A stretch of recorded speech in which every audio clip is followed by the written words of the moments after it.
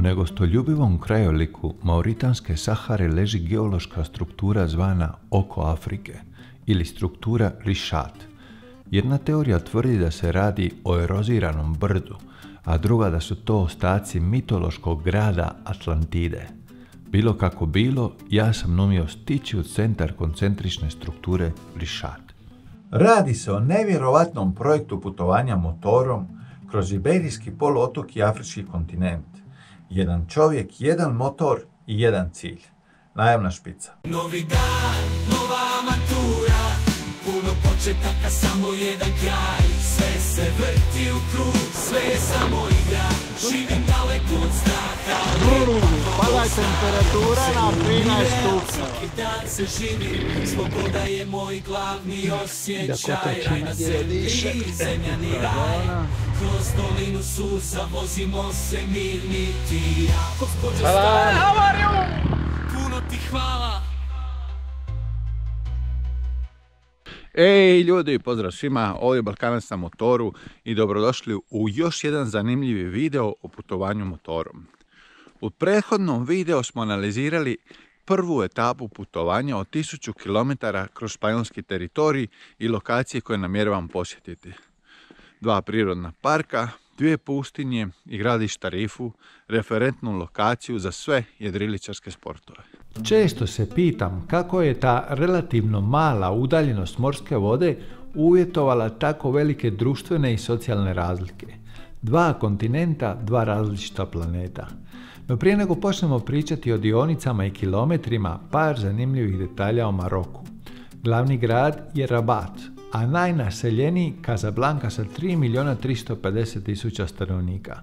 Jezici koji se govore u Maroku su arapski, koji se govori u nekih 30 zemalja i na planetu ima negdje oko 372 milijuna korisnika, i jezik berebere, koji govori oko 25 milijuna osoba, uglavnom sa područja Maroka i Alžira.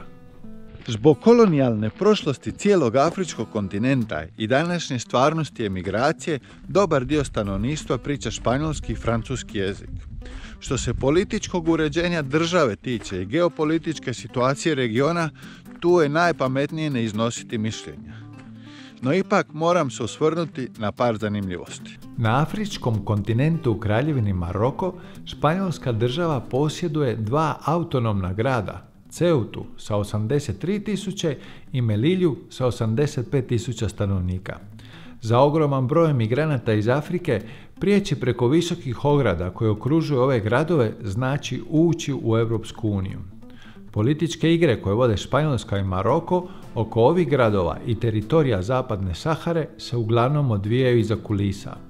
Prilikom povratka iz Mauritanije, ako sve bude ok, namjeravam posjetiti ova 2 grada. A kad već pričamo o teritorijima, da li ste znali da je granica između Maroka i Alžira zatvorena još od davne 1994. godine? Ove 2 države imaju mnogo nesuglasica, a jedna od njih je i pravo na teritorij zapadne Sahare, kroz koju ćemo morati proći na našem proputovanju prema Mauritaniji. Zavisi od karte koju koristite, možete naći zapadnu Saharu kao neovisnu državu ili kao teritorij koji pripada Maroku. Ako imate geopolitičkog interesa za zonu, savjetujem vas da osobno istražite jer ne želim ulaziti u detalje zbog već navedenih razloga. Prilikom ulaska u Maroko treba obaviti birokraciju oko privremenog uvoza vozila u državu. Ako niste znali, papirologija se obavlja na trajektu i velika je vjerovatnost da vas nitko ne obavijesti o tome. A dokumente koje izdaju vladini radnici je bolje ne izgubiti, jer onda vozilo ne može izaći iz države. I isto tako, dron ne može biti unesen u državu i sami pokušaj unošenja se smatra ozbiljnim prekršajem. Prva destinacija je prirodni park Talasament u blizini svetog grada Šuen. A kad ja to tako izgovorim, zvuči kao da idemo u Kinu, a ne u Maroko. Taj gradić je do 1912. godine zabranjivao pristup strancima. Nakon što je proglašen protektoratom Španjolske, grad otvara vrata svijetu.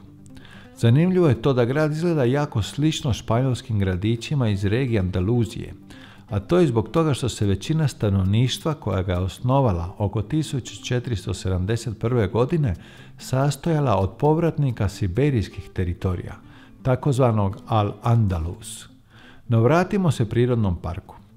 Park je poznat po dubokim kanjonima i visokim vrhovima. Mnogobrojni su vodopadi i riječice koje su doprinijele stvaranju unikatnog krajolika.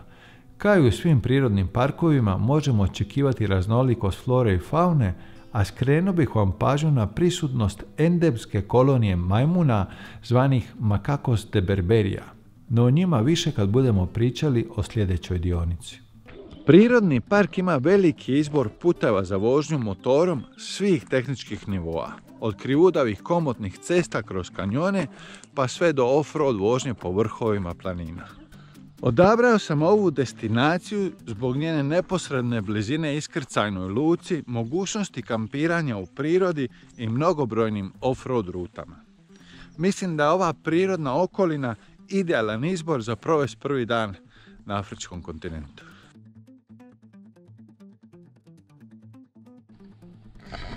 Moramo imati na umu da 300 km pređenih po europskim cestama ili 300 km pređenih po marokanskim putevima nisu ni približno slično iskustvo. Tako da one klasične vrijednosti poput kilometara, udaljenosti, vremena dobivaju neku novu dimenziju. Ifran je mali grad smješten u središnjem Maroku, poznat po svojoj izuzetnoj ljepoti, svježoj klimi i jedinstvenoj arhitekturi. Smješten na 1650 metara nadmorske visine, Ifran je poznat kao marokanska Švicarska, zbog svojih planina, šuma i europskog šarma. Za razliku od vrućih i suhih predjela većine Maroka, klima u Ifranu je izuzetno svježa, s temperaturama koje su nekoliko stupnjeva niže u odnosu na ostatak zemlje. Šumski kompleksi u okolini, uglavnom od osvježavajućih šuma bora i hrasta, imaju veliki životinjski i biljni svijet. Iako je gradić relativno mal, ima razvijenu industriju turizma i posjetitelji su više nego dobrodošli. U neposrednoj blizini grada Ifran nalazi se gradić Azru, smješten u nacionalnom parku Toubkal, koji je jedan od najpoznatijih i najposjećenijih nacionalnih parkova u zemlji. U okolici grada se nalazi šuma koja je dom za jedinstvenu populaciju majmuna, koja pripada vrsti Barbari macacoe ili na španjolskom Macacos de Berberia. Ovi majmuni su endemski za Sjevernu Afriku i računa se da ih ima samo negdje oko 1500 do 2000. Osim okolice i šuma oko grada Azru, možemo ih naći na planini Gurugu u blizini grada Nador i na Gibraltaru. Znatiželja i potreba turista da vide i da se slikaju sa majmunima dovodi do interakcija koja je štetna za životinje. Turisti ih mame s hranom koja je neadekvatna za njihov organizam, a istovremeno utječe na prehrambeni stil života. Kolonija ovisi sve više o hrani turista i svakim danom gubi vještine potrebne za preživljavanje u prirodi, utječući tako na cijeli ekosistem okoline. Iako je navodno turizam dobar za ekonomski razvoj zone, ne možemo to isto reći za koloniju majmuna.